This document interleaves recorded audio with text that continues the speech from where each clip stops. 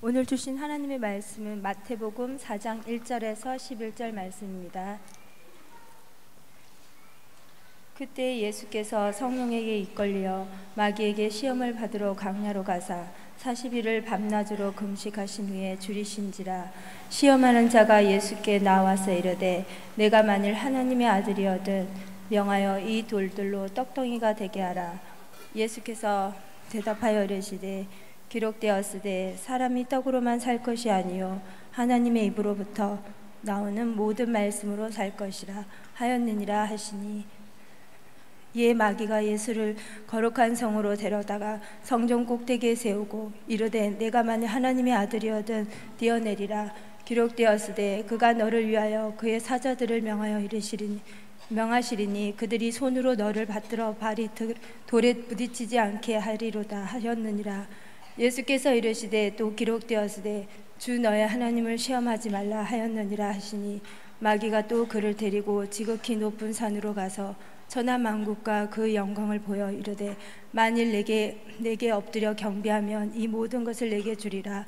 이에 예수께서 말씀하시되 사탄아 물러가라. 기록되었으되 주 너의 하나님께 경배하고 다만 그를 섬기라 하였느니라. 이에 마귀는 예수를 떠나고 천사들이 나와서 수종드니라. 아멘.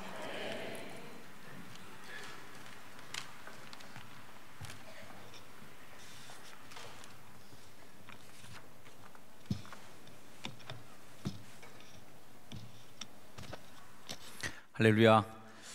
오늘도 7월의 첫 주일, 또 맥주감사주일을 맞아 예배하시는 여러분 모두를 사랑하고 축복합니다. 여러분 누군가에게 선물을 또 주거나 또 받은 적이 있으실 거예요. 자, 내가 쓸 물건이면 알맹이, 내용물을 더 중요하게 생각하시겠지만 누군가에게 줄 때는 좀 겉모양도 좀 멀쩡해야 되니까 포장이 중요합니다. 물건을 보호하는 측면에서 쌓여진 포장지라면 뭐 별 문제가 없겠지만 어떤 상품인 경우에는 배보다 배꼽이 더 커서 내용물은 별것도 아닌데 포장지만 아주 화려한 것들도 있습니다. 어린 시절에 제 추억 중에 하나 중에 뭐 친척 어른이라든지 또 어르신들이 방문하면 선물을 이제 사오시는데 그 선물 중에 어린이 종합 선물 세트라는 게 있었어요. 라면 박스 정도 하나의 크기인데 이 어마어마한 선물이죠. 그 받기만 해도 아주 뿌듯하고 거기 아주 알록달록한 포장이 잘 돼 있었습니다. 근데 열어놓고 나면 사실 또 먹자 할 건 없는 게 그 어린이 종합 선물 세트였어요. 안 팔리는 것들, 많이 안 사가는 것들 잔뜩 집어넣고 위에다가 몇 개만 좀 괜찮은 거 얹어놓은 선물 세트였습니다. 언젠가 한과 세트를 선물 받았는데 야, 그 위에 얹어본 그 한과가 얼마나 맛스럽게 보이는지 그래서 열심히 집어 먹었습니다. 한 껍데기 위에 집어먹고 나니까 밑에는 다 뻥과자였어요. 다 한과가 아니었어요. 말은 한과 세트였지만 위에만 한과고 밑은 다 뻥과자에 불과했습니다. 다 뻥인 거였어요. 간혹 SNS 공간에 이렇게 과자 내용물하고 포장지 벗겨낸 것을 이렇게 비교해서 사진 찍어서 올리는 분들도 있습니다. 그런 분들은 과대 포장에 속은 소비자들이 소심한 복수를 만든 사람에게 하는 그런 어리광스러운 사진입니다. 우리 삶 속에 이런 포장들이 참 넘쳐나고 있다는 생각을 많이 해오게 돼요. 우리가 좀 더 긴장하면서 예수님을 믿어야 될 이유가 하나 있는 것은 포장지로 쌓여진 나는 하나님의 심판대 앞에 설 때 여지없이 그 포장이 벗겨진다라는 것입니다. 고린도전서 3장 말씀에 이런 말씀이 나와요. 사람들이 다 은이나 금이나 보석, 나무, 풀, 집 이런 것들로 자신의 인생이라는 터 위에 뭔가를 세운다는 거예요. 자, 이 각 사람의 공적을 거기에 세우게 되는데 이 공적을 불로 한번 태워본답니다. 자, 각 사람의 공적이 나타날 터인데 그날의 공적을 밝히리니 이는 불로 나타내고 그 불이 각 사람이 공적이었다는 것을 시험할 것이다. 만일 누구든지 그 위에 세운 공적이 불을 확 질렀는데도 그대로 남아있으면 상을 받는 것이고, 그거 다 불을 냈는데 다 타서 없어져 버릴 지푸라기나 이런 것들 허황된 것이었으면 그거 벌 받을 거라는 것이에요. 이 말씀이 뭡니까? 포장지가 다 불에 타도 없어지지 않아야 될 내 속 알맹이 하나는 우리 가슴 속에 무엇인가 갖고 있어야 된다는 거예요. 옆에 분에게 한번 물어보세요. 당신의 알맹이는 뭡니까? 우리들은 다 지금 포장이 잘 돼 있어요. 저는 이렇게 아주 좋은 가운으로, 우리 찬양대원들도 새 옷, 좋아요. 우리 오케스트라 단원들도 새로운 옷으로 연주하기 좋게 다 반팔이네요. 왜 제 가운은 반팔로 안 받아주는 거지 이게? 이게 또 반팔이면 참 좋겠는데요. 그럴듯하게 우리가 포장이 잘 돼 있고, 또 자리에 앉아 계신 분들도 깨끗한 양복, 넥타이, 좋은 브라우스, 옷들로 다 우리가 치장하고 이 자리에 왔습니다. 우리가 이런 포장지 갖고 하나님 앞에 나아갈 수 없는 것은 바로 예수님께서 우리의 속 사람을 너무 잘 아시기 때문이죠. 예수님이 이 땅에 오셔서 그렇게 싸웠던 상대가 누구냐 하면, 아이러니하게도 예수님에게 교육시켰고 예수님이 자라왔고 예수님의 신앙교육을 다 시켰던 유대교와 예수님이 정면으로 싸우십니다. 이 말을 다시 바꿔 말하면 자기 자신의 종교성과 싸우신 것이고, 더 나아가서는 종교화된 종교에 대해서 주님은 아주 싸우신 것이에요. 누가복음 12장을 보니까 어느 날 사람들이 너무 많이 모였습니다. 12장 1절, 그동안에 무리 수만 명이 모였어요. 얼마나 많이 모였는지 서로 막 발로 밟힐 지경까지 많이 모입니다. 이렇게 중요한 시점에 좋은 설교를 하셔야 되는데, 그 시점에 예수님이 하신 설교의 내용이 뭐냐면 바리새인들의 누룩, 외식을 주의해야 된다, 이 말씀을 그 심각한 자리에서 설교하셨습니다. 복음서를 읽다보면 초지일관 예수님께서 한 방향을 달려가시는데, 그것은 우리 영혼의 구원이에요. 우리들의 영혼 구원을 위해서 예수님이 아주 그 목표를 가지고 흔들리지 않게 달려가는데, 그 달려가는 길에 가장 방해물이 누구였냐면은 그 시대에 가장 구원을 갈망하고 구원을 자기들이 줄 수 있다고 얘기했던 바리새인들이었습니다. 예수님의 죽음도 그 집단과 결코 무관하지 않죠. 오늘날 한국교회 교회 성장이 정체되었다 혹은 퇴조된다라고 하는 것의 가장 원흉이 누군가? 오늘 복음을 이 세상에 전해서 사람들의 생명을 많이 구해야 되는데, 그렇게 복음 전하는 일에 가장 방해자들이 누구인가? 오늘날 교회 하락의, 교회 성장의 가장 걸림돌은 교회고, 예수 그리스도의 복음을 더 많은 사람에게 들려줘야 될 우리들의 사명의 길에 가장 걸림돌은 기독교인들이에요. 더 정확하게 표현한다면 알맹이 없는 기독교인들, 소금에 맛을 잃은 기독교인들이 가장 부흥의 걸림돌이고, 제 몫을 다하지 못하고 그저 교회 모양만 갖고 있는 교회들이 교회 퇴조의 가장 큰 원흉이다. 마태복음 23장에는 바리새인들의 외식에 정면 승부하시는 예수님이 외침을 들을 수가 있는데, 그 말씀 속에는 항상 반복되는 경구가 있습니다. 화 있을진저 외식하는 서기관들과 바리새인들이여 라는 말로 시작해요. 23장 2절부터의 말씀을 제가 표준 세번역으로 읽겠습니다. 율법학자들과 바리새파 사람들은 모세의 자리에 앉은 사람들이다. 자, 우리는 모세가 선포한 율법을 지켜야 될 사람들인데, 내가 그 명령을 내릴 위치에 내가 서 있다는 거예요. 우리가 교회 와서 순종하고 그 말씀을 따라가는 자리에 서 있어야 되는데, 명령하는 자리에 내가 서기를 즐겨한다는 거예요. 에덴 동산에서 그리스도의 하나님 말씀을 복종하면서 그 규율을 지켜야 될 위치에 있어야 될 사람들이 그 선악과를 따먹고 하나님의 자리에 앉고 싶어 한다는 거예요. 바리새인들이 누구였냐? 모세의 자리에 지들이 가서 앉아 있어요. 그 모세의 명령을 수행하고 지켜야 될 사람들이 명령권자가 돼서 앉아있는 그들의 모습을 예수님 본 거예요. 예수님 뭐라고 얘기합니까? 야, 바리새인들이 말하는 건 다 지켜서 행해야 돼. 왜? 틀린 말 하나도 안 하니까. 바리새인들이나 서기관들이 하는 말을 다 지켜야 돼. 왜? 다 옳은 말만 하니까. 하지만 그들의 행실은 뒤따르지 말아라. 왜? 그들은 말만 하고 행하지는 않기 때문에. 아주 비극적인 결론입니다. 오늘날 이 시대에도 우리는 이렇게 얘기할 수 있을 거예요. 예수 믿는 사람들이 말하는 대로 살면 다 우리 천사 된다. 교회 다니는 사람들이 자기들이 얘기하는 것처럼만 자기들이 살면 이 땅은 벌써 정의롭고 평등해지고 더 좋은 세상 됐을 거다. 많은 사람들이 얘기합니다. 예수는 좋지만 교회는 싫다. 성경은 좋지만 기독교인 되는 건 난 싫다. 하나님 말씀은 따르고 싶지만 교회 가는 걸 싫다는 사람들이 있어요. 요즘 뭐 가나안 성도라고, 거꾸로 얘기하면 안 나가 성도예요. 가나안, 안 나가. 왜 그럴까요? 말만 하고 실행하지 않는 것이요. 바리새인들을 꾸짖는 예수님의 음성 중 한 대목만 다시 들어볼까요? 화 있을진저 외식하는 서기관들과 바리새인들이요, 잔과 대접의 겉은 깨끗이 하되 포장은 아주 좋았다는 거예요. 겉은 훌륭했는데 그 안에 뭐가 있어요? 내용물이 탐욕, 방탕으로 가득하단 말이에요. 바리새인들이요, 눈먼 바리새인들이요, 똑바로 좀 봐라. 진실을 봐라. 내면을 좀 봐라. 본질을 봐라. 정직하게 내 자신을 봐라. 뭘 봐야 돼요? 너 안을 먼저 깨끗이 해야 된다. 그래야 겉도 깨끗해질 게 아닌가.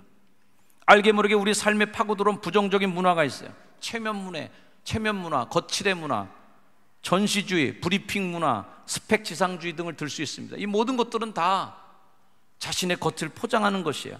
안에 내 인격과 품성은 어떻든 간에 스펙으로 자신들의 이력에 많은 것들을 차지하게 함으로써 나를 과시하는 것이에요. 어떤 사람들이 명함을 건네줄 때 그 명함에 전직, 현직, 명함 뒤에 깨박하게 뭔가 적혀있는 사람은 저는 오히려 저 사람 얼마나 공허하고 뭔가 거짓말하고 나한테 사기칠 가능성이 농후한 사람으로 제가 봅니다. 왜? 포장하고 있으니까. 어디 가서든 저에게 그런 얘기를 해요. 부끄러운 얘기지만 사실 이렇게 하는 것도 자랑이에요. 목사님 어떻게 소개할까요? 강사로 가거나 어디에 가서 제 이력을 내라고, 제 경력을 내라고 할 때 효성중학교에 담임 목사라고만 제가 항상 써서 줍니다. 목사님 좀 단 거 소개하면 안 될까요? 그거면 됐다. 기독교 대한감리의 목사면 이미 모든 것을 다 갖춘 목사니까 기독교 대한감리의 목사로 족하고, 우리끼리 하는 얘기지만 대효성중학교의 담임 목사면 대자가 꼭 들어가야 돼요. 그러면 다 되는 거 아니냐 말이에요. 아유, 감사합니다. 박수. 교양 믿는 분들이에요. 사실 그거 외에 더 제 자랑도 없어요. 사람은 잠시 포장으로 속일 수는 있지만 우리는 하나님 앞에 언젠가 설 때는 아무것도 없이 설 거예요. 거기는 박사, 목사, 여러 회장한 거, 경력들 아무짝에 소용없습니다. 그것들은 불에 타버리면 다 없어질 것들이에요. 남는 알맹이 딱 하나 남아요. 내 벌거벗은 몸뚱아리, 내 삶에 딱 알맹이 갖고 하나님께 가는 거죠. 사무엘상 16장 7절 말씀에 하나님이 사무엘에게 얘기합니다. 나 용모와 키 안 본다. 내가 보는 건 사람과 같지 않다고. 내가 보는 건 사람 외모를 보지만 나는 그 여호와의 중심을, 나는 여호와는 보고 있다. 여러분, 중심을 지키기를 주의 이름으로 축복합니다. 마가복음 11장에 예루살렘 입성하는 예수님이 잎사귀밖에 없는 무화과를 저주해요. 그 말씀에 이런 말씀이 나옵니다. 아름다운 열매를 맺지 않은 나무마다 찍혀 불에 던지지니라. 그러므로 그들의 열매로 그들을 알리라. 여러분의 삶의 가치와 삶의 건더기로 하나님 앞에 나가는 거예요. 거기 아무리 포장해봐야 소용없다는 거 다시 한번 말씀드립니다. 우리는 언젠가 잎사귀 다 떨어뜨리고 하나님 앞에 나가 설 것입니다. 하나님 앞에 설 때 목사의 가운이 무슨 의미가 있겠습니까? 이것도 벗겨질 거예요. 목사의 이름표도 떼질 거예요. 장로님의 계급장도 떼질 거예요. 권사의 직책도 떼지고 가는 겁니다. 성도로 우리는 하나님 앞에 가는 거예요. 성도 정연수, 성도 아무개로 가는 거죠. 그때 불에 타도 없어지지 않을 알맹이를 갖고 있는가? 마태복음 10장 말씀에 아버지께서는 너희의 머리카락까지도 다 세워놓고 계신다. 어떻게 그 앞에서 우리 알맹이를 속일 수 있겠는가? 포장지로는 절대 커버할 수 없다는 것입니다.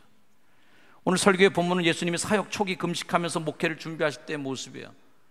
40일 동안 금식하신 예수님에게 사단이 와서 시험하는 것들입니다. 예수님은 정말 번쩍번쩍 빛이 날 만한 많은 스펙들을 갖고 있었지만 그 스펙들을 다 포기하시고 아주 단촐하게 승부를 보십니다. 사람의 아들로 승부를 보시는 거예요. 인간의 아들 예수로 승부를 보시는 거예요. 포장 없는 모습으로 예수님은 베들레헴의 그 마구간에 뻘거숭이로 태어납니다. 아무도 그의 오시는 것을 알아채지 못했어요. 포장이 없기 때문에. 그분은 하나님의 아들이었지만 그 직책으로 세상 사람들 앞에 군림하지 않으셨어요. 오히려 자기 자신을 늘 낮추어서 사람의 아들 인자라고 부르셨습니다. 여러분들이 이런 말 하는 것도 좀 죄송스러운 얘기지만, 여러분들이 저를 어떻게 보실지, 한 정현수 목사를 어떻게 보실지 모르겠지만, 나름대로 저도 노력하는 것 중에 하나는 목사라고 하는 이 포장지에 저를 숨기고 살지 않으려고 나름 애쓰고 있습니다. 때로는 여러분들이 좀 오해할 만한 것들도 있어요. 목사님 저러시면 될까? 목사님 왜 저래? 라고 혹시나 부담스럽게 보는 장면도 있을 거예요. 그런 건 다 저의 노력이라고 좀 봐주십시오. 긍휼히 여겨주세요. 목사님이 적어도 자신의 포장지 안에 자기가 숨지 않으려고 애쓰시고 계신다고 어여삐 봐주시길 바랍니다. 좀 걷어내려고. 목사라고 하는 직책이 주는 얼마나 안전한 방어막이 저에게 있습니까? 담임 목사의 그 직책으로 제 뒤에 숨어 있으면 안전합니다. 어쩌면 편하고 효율적일 수도 있습니다. 하지만 좀 걷어내고 싶은 욕심이 저에게 있는 거예요. 예수님의 목회를 제가 어떻게 따라갈 수 있겠습니까마는, 예수님께서 목회하신 것처럼 정말 삭개의 집에 가서 밥 먹어주고도, 그렇게 죄인들의 집에 앉아서 희덕거리면서 같이 밥을 먹고 나서도 그 사람들이 막 변화를 일으켜갖고 제가 남의 거 도둑질한 거 있으면 갚겠습니다. 그렇게 제자들하고 같이 살고 같이 밥 먹고 자면서 뒹굴면서 주는 그리스도시고 살아계신 하나님의 아들이세요. 얼마나 감동적일까. 교인들하고 같이 어울려주고, 때로는 형님처럼, 때로는 또 아우처럼, 때로는 어머니 같이, 때로는 이렇게 같이 가족같이 살다가 목사님은 정말 목사님이세요, 이런 얘기를 들으면 저는 너무 감동적일 것 같아요. 그 직책 안에 숨어서 그 직책 안에 자신을 뒤에 숨기고 군림하면서 내가 이런 사람이야 라고 하면서 인정받는 건 누가 못하겠습니까? 장로님들이 가장 낮은 곳에서 섬겨주면서 저분은 정말 장로님이야 이렇게 인정받는다면 그보다 훌륭한 장로님이 어디 있겠습니까? 속장님이 오히려 섬겨주고 교구장님이 오히려 더 낮은 곳에서 있으면서 섬겨주면서도 교인들이 저분은 우리의 리더야, 저분은 우리의 장이야 라고 인정할 수 있다면 얼마나 훌륭하신 분이겠어요. 왜 예수님은 병을 고치시고 나서 그 병 고친 얘기를 아무에게도 하지 말라고 굳이 그렇게 말리셨을까? 좋은 스펙인데, 좋은 거리인데 이거 왜 자꾸 얘기하지 말라고 그러는 거야 라는 생각합니다. 돌을 떡으로 만들었다면 이스라엘 백성들의 반은 전도한 거나 진배 없어요. 성전 꼭대기에서 뛰어내렸으면 예루살렘 시민들 그날 100% 다 전도되는 겁니다. 마땅히 부귀와 권세를 가지고 통치하려고 맘먹었다면 쉽게 전도 사역은 이루어졌을 거예요.